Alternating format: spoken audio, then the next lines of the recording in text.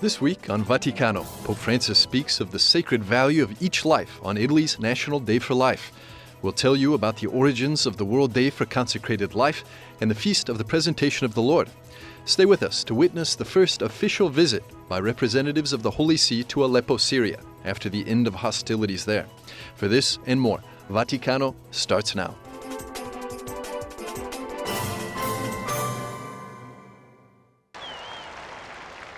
Before Sunday's Angelus prayer on February the 5th, Pope Francis reflected on Jesus' Sermon on the Mount and encouraged the faithful to fulfill God's command to be the salt of the earth and the light of the world. These words underline the fact that we are recognizable as true disciples of the one who is the light of the world, not in our words, but in our actions. It is indeed through our behavior which, for better or for worse, we leave a mark on other people.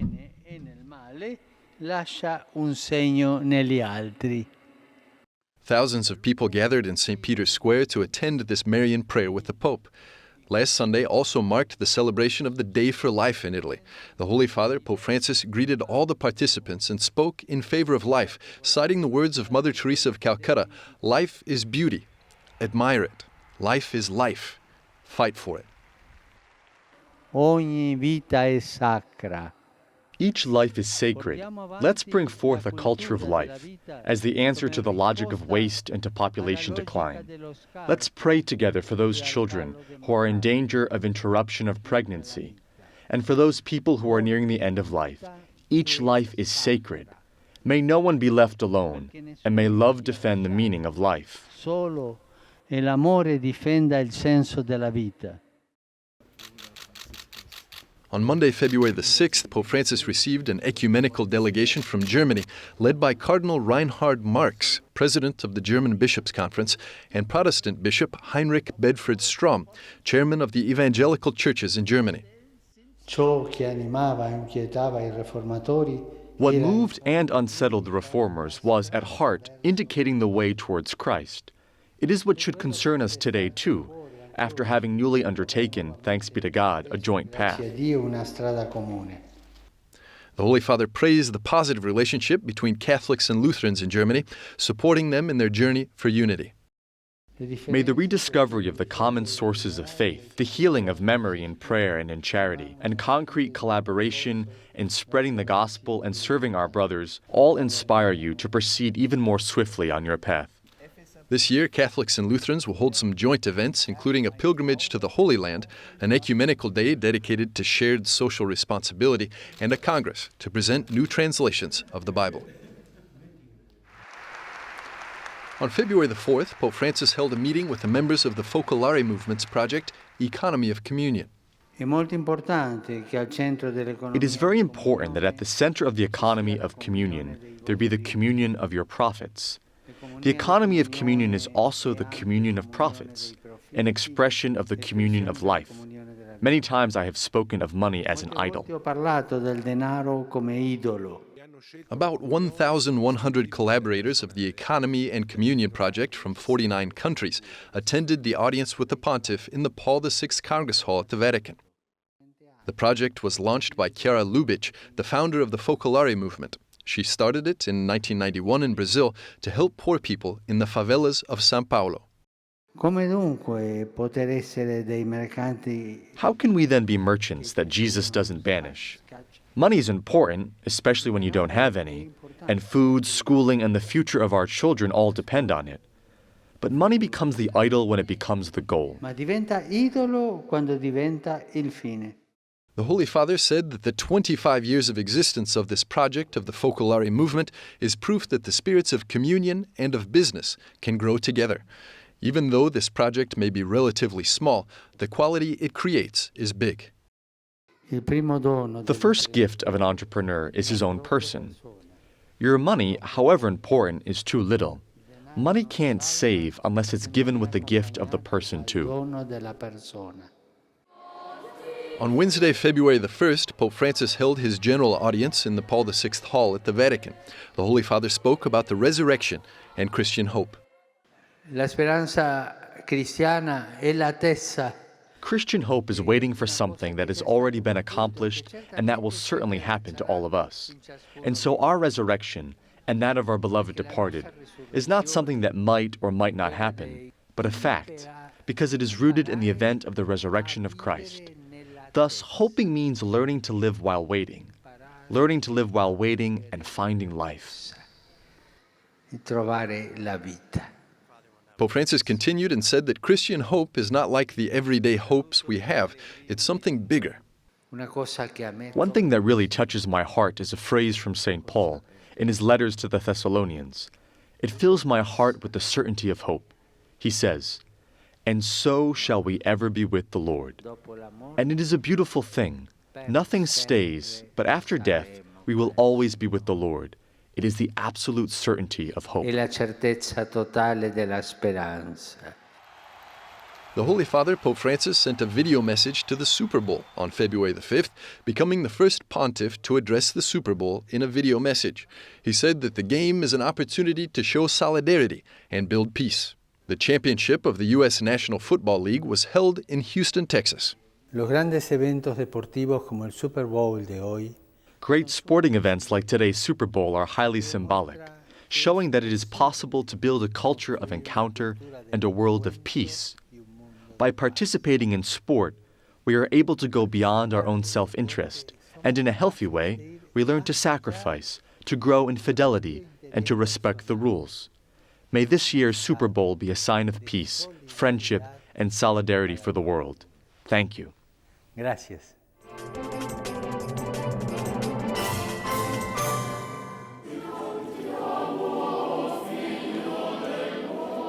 On February the 2nd, the Catholic Church celebrates the feast of the presentation of Jesus at the temple. The origin of this feast is in the Jerusalem of the 4th century. The event of the presentation of Jesus is described by the evangelist St. Luke. 40 days after the birth of Jesus, Mary and Joseph brought baby Jesus into the temple in Jerusalem. The Gospel also records an old man named Simeon and a woman, Anna. These two were consecrated to the Lord. When Simeon saw Jesus, he praised God and said that salvation had come to Israel. He had been promised that he would not die before he had seen the Messiah. The feast is also known as Candlemas Day. Traditionally, on this day, Mass is celebrated with lighted candles, symbolizing Christ, who is the light of the world.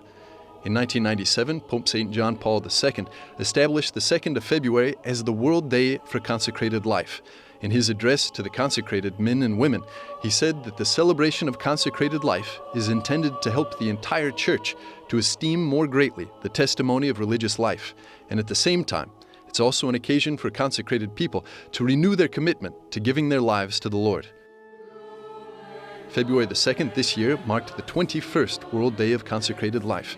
During the solemn Mass at St. Peter's Basilica, Pope Francis explained that the meaning of consecration is to be one with Jesus. La missione, in conformità ad Our mission, in accordance with each particular charisma, reminds us that we are called to be leaven in this dough. Perhaps there are better brands of flour, but the Lord has called us to be leaven here and now with the challenges we face. che ci presentano. Explaining the Gospel, the Holy Father said that the words of Simeon and Anna were not full of self-absorption or an analysis of their personal situations. Their song was born of hope, the hope that sustained them in their old age. Just as Mary placed Christ before Simeon and Anna to hold and to see, consecrated men and women are called to bring Christ to the people and areas they serve. Metterci con Gesù.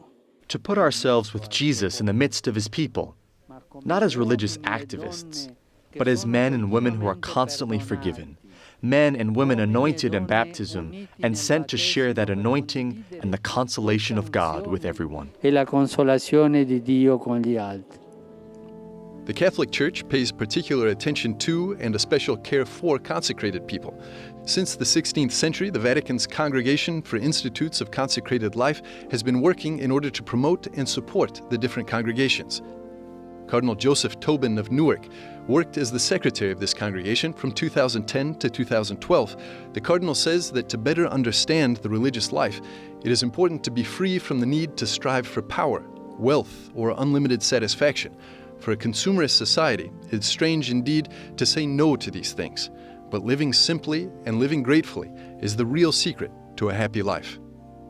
Consecrated life, like any committed life, faces particular challenges today, especially in the West, where, a famous sociologist here in Italy used to talk about the liquid society, a society that is so fluid in its identities, and, that you can say you're something one day and then change it to the next, even the most profound characteristics of what it means to be human. I think that as a vowed people, as people who have given ourselves over to the Lord, to maintain that commitment within such fluidity is going to be a challenge. The next Synod of Bishops, which is going to take place in 2018, will reflect on the vocational discernment of young people. I think there are a number of, how the church is present among young people today. I think some sensitivity of what young people are looking for in themselves. What would be obstacles to a young person embracing the vocation to which God is calling her or him? What is the particular witness that young people can give in the church and in the world? And how does the church need to support the young people? The latest survey made in the United States by the Center for Applied Research in the Apostolate at Georgetown University showed that there were 216 Catholic women and men who took perpetual vows in 2016. Among those who responded, the median age of the newly professed men and women is 36, with the youngest at 26 and the oldest at 86. About half of the respondents reported that they were under the age of 18 when they first considered a vocation to the religious life. In a few moments, we'll be back with more on Vaticano.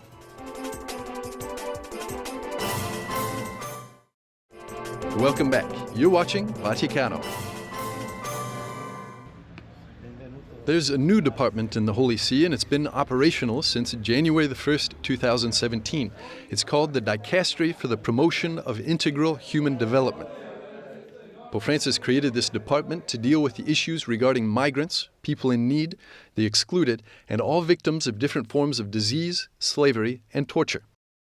The Holy Father appointed Cardinal Peter Turkson as the prefect of this department and announced that temporarily he would personally direct the work of the dicastery on behalf of migrants and refugees. He also named Father Michael Czerny and Father Fabio Baggio to serve as undersecretaries for these issues. Father Michael Czerny says that the concept of integral human development goes back to Pope Paul VI and was significantly further developed by St. John Paul II and Pope Benedict. And so integral human development brings together different dimensions of what the Holy See has been doing in its previous pontifical councils, and trying to bring them together into a more integrated, more coherent, more multidimensional approach to human social issues. One of the first missions of this new dicastery at the Vatican has been a humanitarian visit to Aleppo, Syria. Monsignor Gian Pietro Dal Toso was the Pope's delegate to this war-ravaged city. He was there from the 18th to the 23rd of January and was accompanied by Cardinal Mario Zenari, the Apostolic Nuncio to Syria. And the aim was especially to give a sign of the attention of the Universal Church towards our Catholic and Christian communities, but also a sign of attention to the whole population, because everybody suffered. Everybody suffered because of several reasons, from the humanitarian point of view until the fact that many of them had no more a house, or the difficulty also in relationship, in voyaging. It was the first official visit by representatives of the Holy See after the end of hostilities in Aleppo.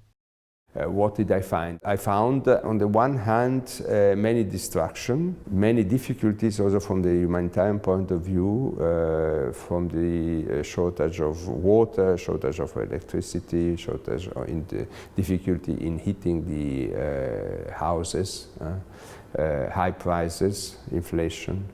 But at the same time, I must say, I found also the desire, the will to commence again, to begin again the normal life. The delegation visited some Catholic charitable institutions and some refugee camps, and also met with the Christian communities and their pastors, who expressed their gratitude to the Pope for his love and constant attention to Syria. The Catholic Church runs several projects in different areas of Aleppo. Recently in East Aleppo, a Caritas office started operating. There are also various projects for helping refugees and for the distribution of medicines. All of these activities are open for both the Christian and Muslim populations, regardless of their faith. We have an interesting, a big project to support the Christian families, in the sense that they need help for the daily life, but that they also need pastoral care and attention to their specific situation, also to be nourished in the faith. This is an aspect we cannot forget as a church. People need also to be accompanied in the faith in this difficult situation they have to live in. Monsignor Daltozo says that he is personally heartened by the testimony of strong faith given by the Christian communities. He said that it is a testimony of hope, even if this situation seems to be without perspectives. From a Christian point of view, there is always hope and a way out. Thanks for watching. Stick around for more on Vaticano.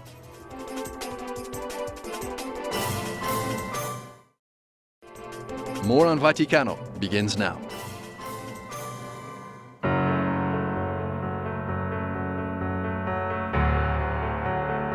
The Vatican Museums are one of the largest museum complexes in the world. It was founded in the 16th century by Pope Julius II, and it's been expanding ever since. Today, the museums count 54 galleries, which contain about 70,000 works of art. It's the 6th most visited art museum in the world, welcoming roughly 6 million visitors every year. On January the 23rd, the Vatican Museums launched their new official website, which is a lot more user-friendly than before. It's available in 4 languages and contains thousands of images, with over 50 videos and virtual tours. At the click of a mouse, now literally anyone can discover and explore the Vatican's treasures online. Barbara Giatta, the director of the Vatican Museums, says that the process of digitizing the artifacts will increase in the future. As of now, there are some 4,000 items available, but this is just a fraction of the 200,000 works of art belonging to the museums. Rosangela Mancusi, head of the multimedia and web office of the museums, said that the building of this website was very hard work and it's taken almost 3 years to complete it. What a great responsibility, because so many people were expecting this launch, this go live of the new website, and we are perfectly aware that the challenge was great, and we hope that it will be successful if people will understand what we want to communicate. The new website is divided into 5 major sections. By exploring these sections, visitors can learn about the history of the museums, discover the collections, find out information about the pontifical villas and gardens, book their tickets, and a lot more. The direction of the museums hopes that this new interface will better communicate the mission of the museums, which is to store and display beauty in order to evangelize visitors.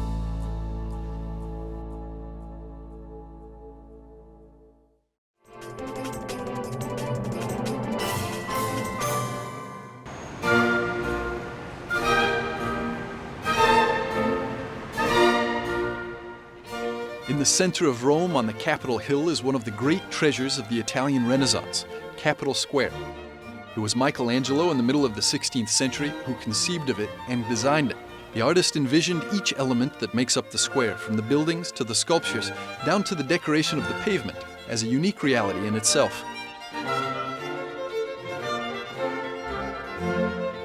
And it's one of these buildings which houses the Capitoline Museums, the guardians of permanent collections, and, every now and then, of temporary exhibitions too, like this exhibit here now, dedicated to El Greco's The Annunciation.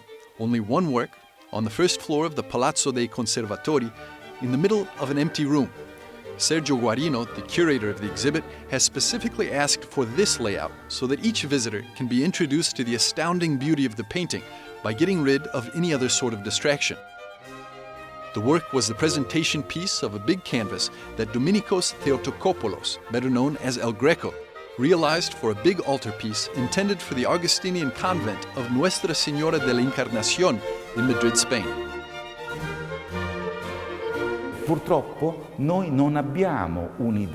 Unfortunately, we don't have a precise idea of what the original altarpiece looked like.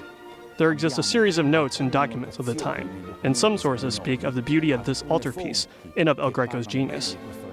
But we don't have any authentic description of what it looked like. And this has, of course, originated a lot of discussions and debates about the original composition of the altarpiece. At the moment, scholars agree that the original altarpiece in Madrid was made up of 6 large panels, each one about 3 meters high, and of a 7th smaller panel that concluded the cycle. So we can clearly say that this was one of the most important works of El Greco's career. For Sergio Guarino, we're in front of a work of art of incredible theological complexity. It shows much more than the title itself describes. Non c'è una connotazione spaziale precisa. The work is not really set in a specific space. We don't know if we're indoors or outdoors. The only clear material indication is the reading stand on the left. The Virgin was clearly praying. There's a book of prayer lying on the stand. And this is the traditional way of depicting this scene, the Annunciation. But this is really the only detail which indicates an indoor scene, nothing else. The only 2 other elements are between the Virgin and the Archangel. There's a basket in which you can clearly see a white cloth. And then there's an unusual presence, which we will talk about later, the burning bush of Moses. On the right, a little cloud, the angel. All of these situations, be they people or objects, are placed on different planes. Nothing is on the same plane as the others. And this is, of course, recalls El Greco's typical unbalance, which made him not a reassuring painter. At the top, the angels playing music. At the center, the dove of the Holy Spirit. And all the spaces are filled with clouds with little cherub heads. Not one single space is left empty. There's this horror vacuum, fear of the empty. Everything is full. The basket with the veil in the foreground is a clear allusion to the presentation of Mary in the temple. The episode of the Annunciation is told only in the Gospel of Luke. We all know the story very well. The Archangel comes, he manifests his presence to Mary by saying the first words of the Hail Mary, and he announces to her the birth, that she will be the mother of the Savior. At this point, the Gospel says Mary is troubled and replies, "How shall this be, seeing I know not a man?" And this is precisely the moment depicted in the painting. On one side, there's Mary and her right hand raised as a sign of greeting, but at the same time, she looks like she's lost, not understanding, and she seems to be saying to the angel, "Hold on, let me understand, please," as if she was interrupting the speech. And with her left hand, instead, she's pointing at the burning bush. Now, this is clearly a very specific reference. This episode is told as the first manifestation of God to Moses in the form of a bush, which is set on fire but never consumed by the flames. And a school of thought in theology has related Moses' burning bush and Mary's virginity. So El Greco's painting depicts the moment when the Virgin Mary is troubled after the words spoken by the angel, seeing her right hand and asks how that can be possible, her left hand pointing to her virginity. We all know what the angel replied. He said that this will be possible because the Holy Ghost shall come upon thee. And there you have suddenly the dove of the Holy Spirit and Mary gazing at it. And so we can say that this painting is not so much a depiction of the Annunciation as of the Incarnation. And this makes sense because the Augustinian convent was meant for what was dedicated to Our Lady of the Incarnation.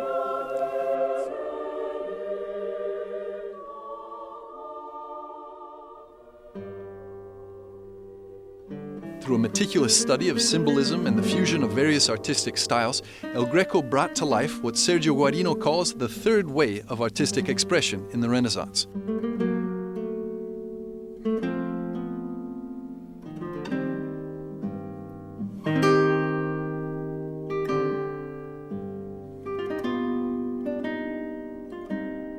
Nel momento in cui la pittura religiosa italiana sta prendendo 2 diversi. So this is the moment when the Italian religious painting tradition is taking 2 different paths.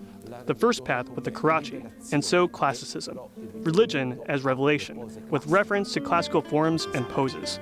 So these very beautiful saints and Madonnas, the image of perfection. I'm thinking about Guido René's Cadet.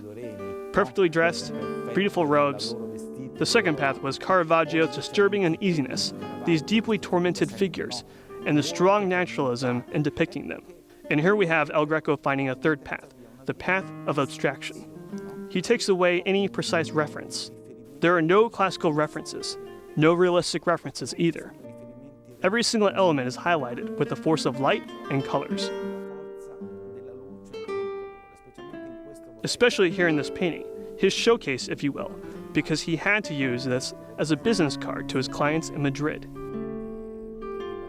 You can see very clearly that this was created by a master of the technique, especially in his use of color. Look at the most important colors in the mantle and the clothes of the Virgin. This red here and this dark blue, and in clear contrast to them, the green of the angel's robe. They're all unbalanced though. There's no security. The angel is on a cloud, and there's another cloud above. His feet are in front of us, directly, but as he has to twist his torso so he can go towards Mary. Even the angel sent by God, is precarious, unstable. There's nothing to do but hold on. The only certainty is that God is the center of everything. The Holy Ghost coming in at the center gives sense to the whole scene. Al centro e che dà senso a tutta quanta la scena. This awkwardness, typical of El Greco's works, was certainly the main hurdle for the artist on his way to being successful while still alive.